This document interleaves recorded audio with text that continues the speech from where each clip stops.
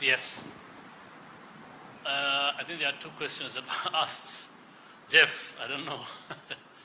My friend Jeff asked a question. I don't know if this is the appropriate place to ask this question. I mean, you've heard what we've been talking about and what the PS has said and some of the questions that are being asked.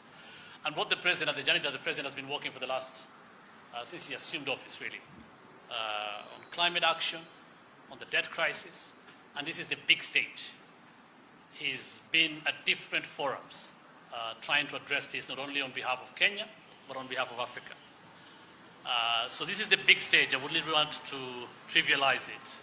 I want us to stay focused on the state visit itself. But now that you asked anyway, about the deputy president and the president, to my knowledge, there is no issue, Jeff. And of course, the deputy president's office is an office with all the capabilities and competencies. If you want to ask any question or find out anything about the deputy president, they have all the capabilities and you can find whatever information you need there. There's a second question on the matter of the office of the retired president. I think there are some issues that were raised in the media, and those are the issues that were asked by my brother from K24 and also Jeff. The thing is, there's an office complex in Nyari that has been used by previous president, the late President Mwai Kibaki, and he occupied that office for 9 years. It is very well known that the office is there, it is vacant, and President Uhuru Kenyatta can use that office as and when he deems fit to use it.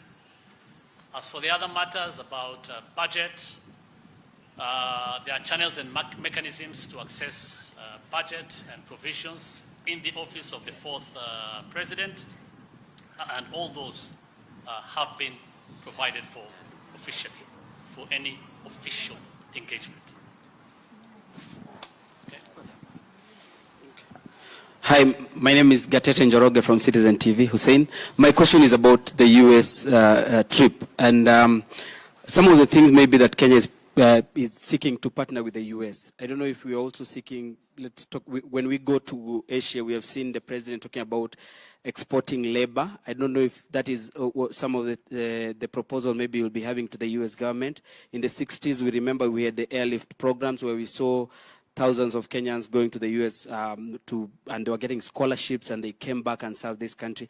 Are those some of the opportunities that the government will be exploring when they go to the United States? Thank you, Hussein.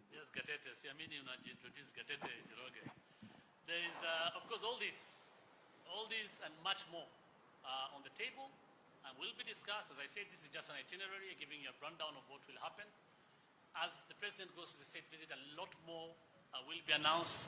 The airlift program is something that will be reflected upon, and yes, the announcements of, on partnership between Kenyan universities and their US counterparts, and that will actually be announced to that effect in as far as exchange programs are concerned. But I can also take it. Yeah. But I think just to mention that Kenya and the US have been negotiating STIP, the Strategic Trade and Investment Partnership. This is an agreement that we are negotiating. It has about 11 chapters, and there is a whole chapter there on labor and labor migration. And we're having a very robust conversation around how the US can be able to open a window for Kenya, particularly under the H1 and H2, visa framework. And so it will form part and parcel of our conversation. Thank you very much. Thank you very much. I really appreciate it. Asanteni sana. Thank you.